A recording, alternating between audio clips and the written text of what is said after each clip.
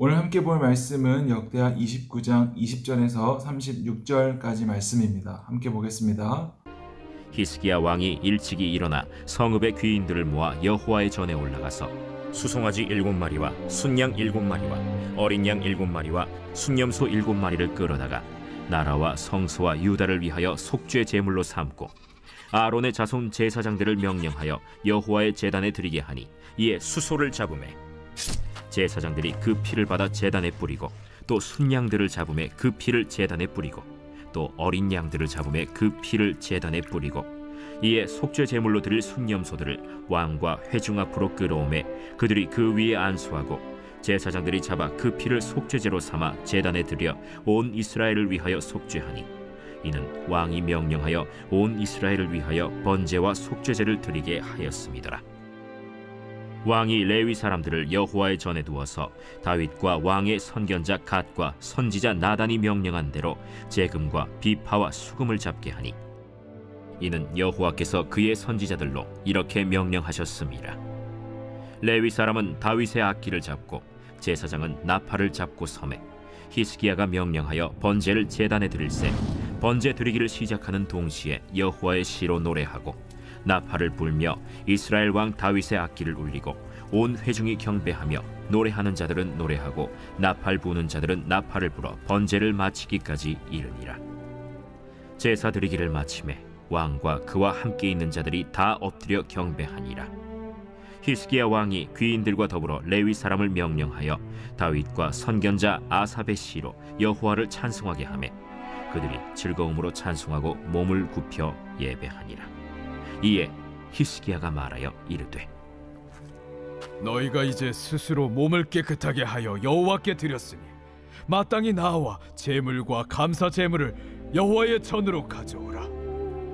회중이 제물과 감사 제물을 가져오되 무릇 마음에 원하는 자는 또한 번제물도 가져오니 회중이 가져온 번제물의 수효는 수소가 70마리요 순양이 100마리요 어린 양이 200마리이니 이는 다 여호와께 번제물로 드리는 것이며 또 구별하여 드린 소가 600마리요 양이 3,000마리라. 그런데 제사장이 부족하여 그 모든 번제 짐승들의 가죽을 능히 벗기지 못하는 고로 그의 형제 레위 사람들이 그 일을 마치기까지 돕고 다른 제사장들이 성결하게 하기까지 기다렸으니 이는 레위 사람들의 성결하게 함이 제사장들보다 성심이 있었습니다. 번제와 화목제의 기름과 각 번제에 속한 전제들이 많더라. 이와 같이 여호와의 전에서 섬기는 일이 순서대로 갖추어지니라.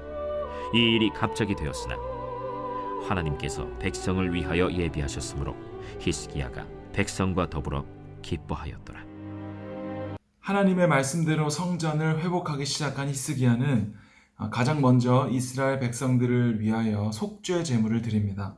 24절에 제사장들이 잡아 그 피를 속죄제로 삼아 제단에 들여 온 이스라엘을 위하여 속죄하니 여러분, 우리가 기도를 할 때에도 가장 먼저는 하나님께 회개의 기도를 하게 됩니다. 물론 그 순서가 그렇게 중요한 건 아니지만 우리가 죄를 가진 채로 하나님께 나아갈 수 없음을 말하고 있습니다. 그래서 우리는 늘 하나님, 한 주간 우리의 죄악을 회개합니다. 나의 죄를 씻어주시고 하나님의 은혜로 덮어주시옵소서 기도하는 것이죠. 오늘 히스기야도 이스라엘 백성들이 지난날 잘못했던 모든 죄악들을 회개하기 위해서 속죄의 제물을 드리게 됩니다. 그렇게 기도할 수 있는 이유는 무엇이죠? 바로 하나님께서 성전에 누구든지 나와서 기도하면 용서해 주신다고 하신 하나님의 약속 때문이죠. 말씀을 의지하여서 속죄 제물을 드리고 회개를 한 히스기야는 이어서 하나님을 찬양하고 악기로 연주하고 하나님께 드릴 감사 제물을 가지고 오라고 합니다. 그런데 여기서 주목해서 볼 수 있는 것은 무릇 마음에 원하는 자는 또한 번제물도 가져오니 그들이 억지로 가져온 것이 아니라 자원하여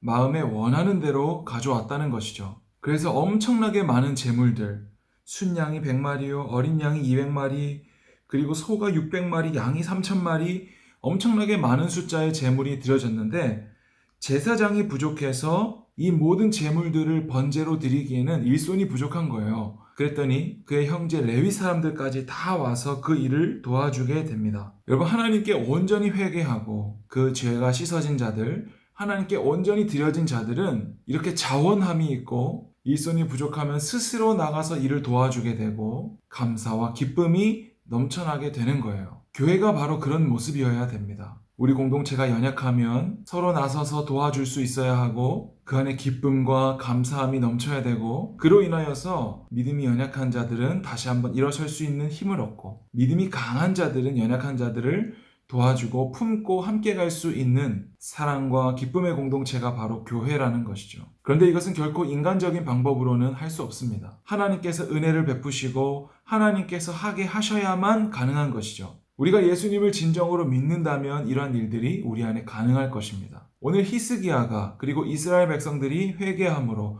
또 자원함으로 하나님께 많은 재물을 바치고 그 안에 서로 돕는 일들이 있을 수 있었던 것은 그들이 잘해서 그들이 좋은 사람들이어서가 아니라 오늘 마지막 절에 이 일이 갑자기 되었으나 하나님께서 백성을 위하여 예비하셨으므로 히스기야가 백성과 더불어 기뻐하였더라. 그러니까 이 모든 것들은 하나님께서 예비하신 것이라는 것이죠.